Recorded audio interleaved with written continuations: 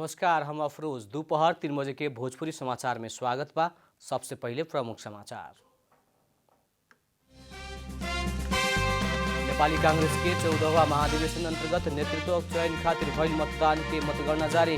आज 35 खुला केंद्रीय सदस्य के मतगणना हो रहा है। आज 21वां अंतर्राष्ट्रीय अप्रवासन दिवस नेपाल में भी विभिन्न कार्यक्रम करके मनाया जा रहा है। कोभिड-19 की पूर्व तैयारी परियोजना खातिर विश्व बैंक से थप ऋण सहायता खातिर वार्ता टोली गठन करके सरकार के निर्णय। 3 नागरिक के नागरिकता रद्द। उत्तरी इराक में आयल बाढ़ में कमती में 12 जने की मृत्यु। प्रभावित क्षेत्र में तत्काल राहत उपलब्ध करावला प्रधानमंत्री बरजानी के निर्देशन। शहीद स्मारक के डिवीजन लीग फुटबॉल में आज 3 गो खेल हो रहा। त्यासल आ जावड़ा खेल बीच के पहिला खेल जारी।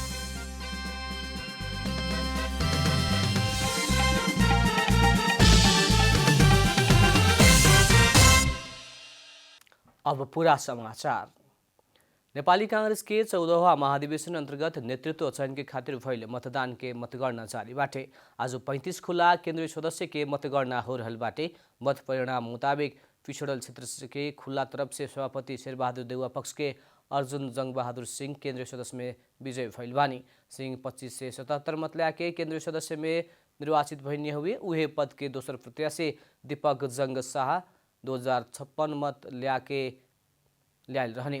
बीतल इतवार के भइल निर्वाचन के मतगणना अभिन्न कांग्रेस केंद्रीय कार्यालय सानेपा में जारी बाटे। खुला केंद्रीय सदस्य के मत गणना के बाद में विभिन्न क्लस्टर के केंद्रीय सदस्य के मतगणना होखे के कांग्रेस जनौले बा। आज 21वां अंतर्राष्ट्रीय अप्रवासन दिवस नेपाल में भी विभिन्न कार्यक्रम करके मनावल जा रहा बा। प्रत्येक वर्ष 18 दिसंबर के दिन अंतर्राष्ट्रीय अप्रवासन दिवस मनावल जाला। पिछला समय नेपाल से रोजगारी के खातिर विदेश जाए वाला के संख्या दिनहु बढ़ रहल बाटे। भारत लगायत के देश से रोजगारी के खातिर नेपाल आवे के क्रम भी उतने जारी बाटे। म्यांमार, बांग्लादेश और अफगानिस्तान से नेपाल आवेला अप्रवासी के संख्या भी बढ़ रहा बा। नेपाल से विदेश गई युवा के कारण रेमिटेंस बढ़ला पर भी असुरक्षित अप्रवासन से बहुत नेपाली के जान जा रहा बा। अप्रवासन के कारण नेपाल में सामाजिक और मानसिक समस्या बढ़ते गई सरकार वाला सब बतावेला।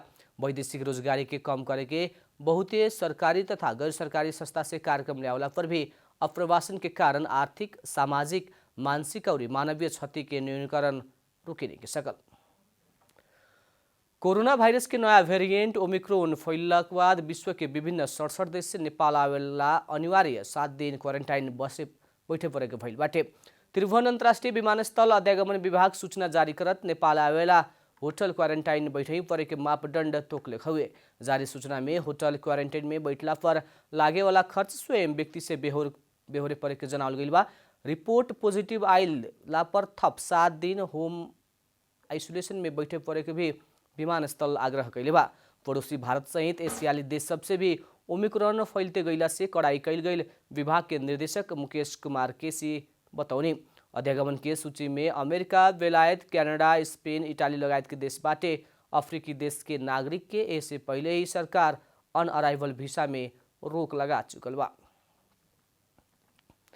राष्ट्रीय प्रजातंत्र पार्टी के केंद्रीय अध्यक्ष राजेंद्र लिंगदेन गृह जिला झापा पुगल बानी। राष्ट्रीय प्रजातंत्र पार्टी अध्यक्ष में निर्वाचित भइला बाद पहिलका बेर गृह जिला झापा पुगल अध्यक्ष राजेंद्र लिंगदेन के चंद्रगढ़ी एयरपोर्ट से कार्यकर्ता सब स्कटिंग करके वीरता मुठ के कार्यक्रम में और ओकरा बाद गोलधाप स्थित निवास पुगाव के बतौले बा। पार्टी के जिला संगठन सब अध्यक्ष लिंगदेन के सम्मान में राप्रपा झापा भव्य कार्यक्रम के आयोजन कैले बाटे। कार्यक्रम में बाकी दल छोड़ के राप्रपा प्रवेश करे वाला सबके समेत स्वागत करे के पार्टी के जिला अध्यक्ष केशव ओझा जानकारी देने। केंद्र और प्रदेश कमिटी में निर्वाचित भइल झापा के बाकी नेता सबके भी उहे अवसर में स्वागत तथा सम्मान करे के बतावल गइल बा।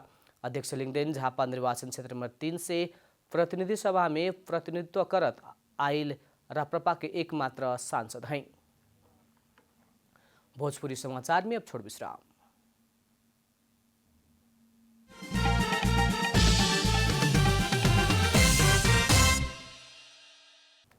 भोजपुरी समाचार में अब थप समाचार। नेपाल पर्यटन बोर्ड के प्रमुख कार्यकारी अधिकृत सीईओ डाक्टर धनंजय रेग्मी भी निलंबन में फरल बानी। बोर्ड के सुख के बैठल संचालक समिति के बैठक से वहाँ के निलंबन कैलक हुए। बोर्ड के अध्यक्ष समेत रहल संस्कृति, पर्यटन तथा नागरिक उड्डयन मंत्रालय के सचिव महेश्वर नेपाली के अध्यक्षता में बैठल बोर्ड बैठक से सीईओ रेग्मी के निलंबन कैले हुए।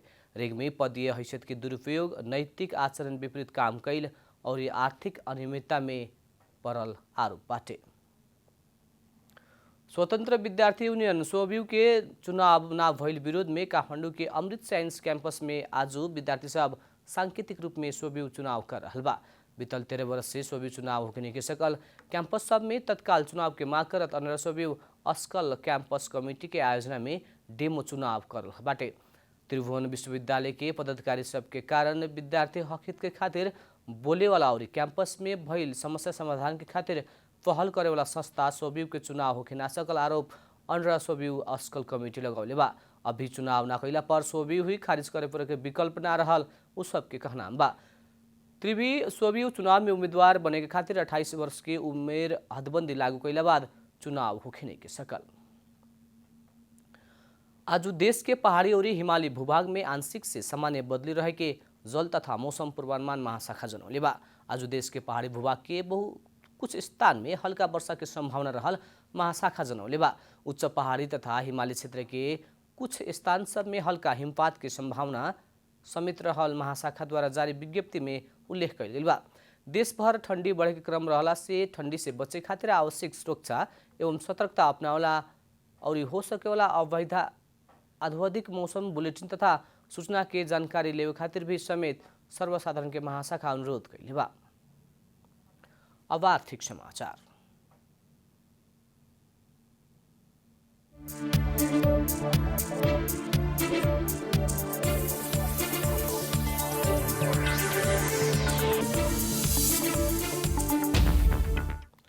नेपालगंज स्थित खाद्य व्यवस्था तथा व्यापार कंपनी लिमिटेड कृषक सब के धान खरीद के खातिर आह्वान कैले बा।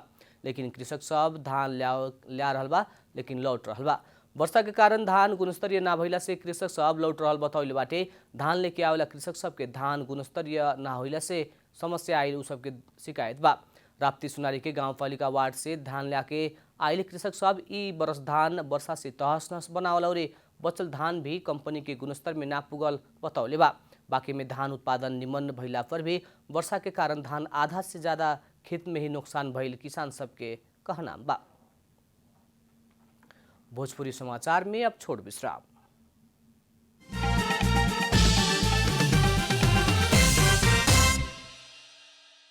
भोजपुरी समाचार में अब अंतर्राष्ट्रीय समाचार।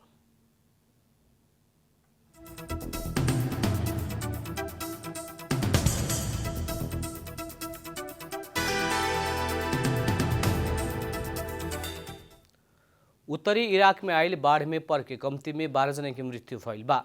उत्तरी और उत्तर पूर्वी इराक में सुख के रात भर पड़ल भारी बरखा के कारण आयल बाढ़ से कम्ती में 12 जने की मृत्यु भइल अरबिला के मेयर नाब्जा अब्दुल्ला हमीद बतौले बारन। कुर्दिस्तान के राजधानी एलवीव और शहर और प्रांत के अन्य शहर सब में पानी सड़क और घर सब में घुसल बाटे। बाढ़ में पड़े वाला के उद्धार कार्य जारी रहल और बहुते बेपत्ता व्यक्ति सबके खोज जारी रहल अधिकारी लोग बतौले बा। इराकी कुर्दिस्तान क्षेत्र के प्रधानमंत्री बरजानी सुख के ट्वीट करत भारी वर्षा और बाढ़ से भइल जनधन के क्षति और क्षति से पुगल दुख भइल बतौले बानी। वैसे वहाँ के प्रभावित क्षेत्र सब में तत्काल सहयोग और राहत उपलब्ध कराव के निर्देशन दिले बानी। अब खेलकूद समाचार।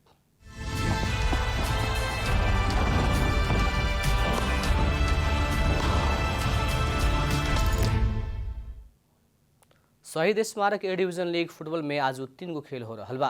5वां चरण की खेल अंतर्गत त्रिपुरेश्वर स्थित दशरथ रंगशाला में 2 खेल होखला होता। एक खेल पोखरा में होखी। दशरथ रंगशाला में होखे वाला पहिलका खेल में च्यासल युथ क्लब और जावला खेल युथ क्लब बीच प्रतिस्पर्धा जारी बाटे। च्यासल 4 अंक में 4 अंक जोड़ के 10वां स्थान में बाटे। जावला खेल 1 अंक जोड़ के 13वां स्थान में बाटे। रंगशाला में होखे वाला दूसर खेल में 3 स्टार क्लब और न्यू रूट टीम एनआरटी बीच प्रतिस्पर्धा होके। दोनों टीम बीच के खेल दोपहर 4:45 बजे शुरू होके। 3 स्टार 4 खेल में 5 अंक जोड़ के 6ठा स्थान में बाटे त एनआरटी 5 अंक जोड़ के 9वां स्थान में बा। पोखरा रंगशाला में होखे वाला खेल में मनाङ मर्साङदी क्लब और नेपाल पुलिस क्लब बीच प्रतिस्पर्धा हो रहा बा। अंत में प्रमुख समाचार फिर एक बेर।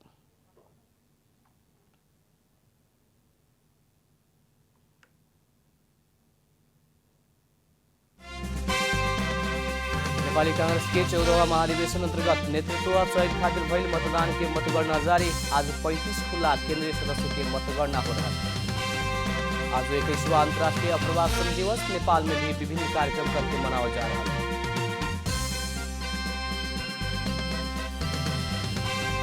कोविड-19 के पूर्व तैयारी परियोजना खातिर विश्व बैंक से थप ऋण सहायता खातिर वार्ता टोली गठन करे के सरकार के निर्णय। 3 नागरिक के नागरिकता रद्द। उत्तरी इलाक में आयल बाढ़ में कमती में 12 जने की मृत्यु। प्रभावित क्षेत्र में तत्काल राहत उपलब्ध करावेला प्रधानमंत्री बरजानी के निर्देशन। आज शहीद स्मारक के डिवीजन लीग फुटबॉल में आज 3 खेल हो रहा। त्यासला जावला खेल बीच के पहिला खेल जारी।